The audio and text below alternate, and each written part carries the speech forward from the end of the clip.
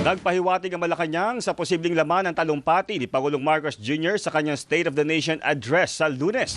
Balikan natin si Radyo Patrol Christian Yosores. Christian!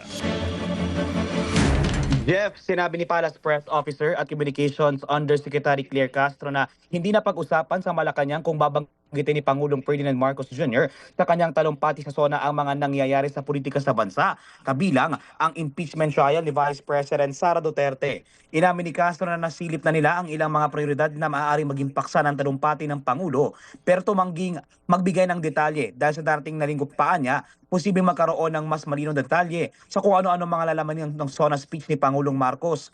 Gaya noong nakaraang mga nakalipas na taon, mismong si Pangulong Marcos anya ang nagsusulat ng kanyang ulat sa bayan, pero dumistansya ang palasyo kung may aasahang malaking anunsyo o pasabog ang presidente. Tumanggi naman ang Malacanang na kumpirmahin ang tanong na posibleng hindi banggitin ni Marcos ang mga accomplishment ng administrasyon sa nakaraang taon. Gayun din kung mababanggit ang update sa flood control scandal dahil tututok lang umano ito sa forward-looking statements.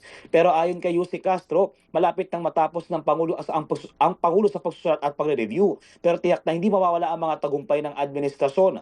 Alinsunod naman sa utos ng Pangulo na gawing simple at marangal ang SONA, ang award-winning na PCSO Coral ang napiling umawit ng lupang hinirang habang ang in-house production ng RTVM ang mga ngasiwa sa produksyon ng SONA sa batasang pambansa.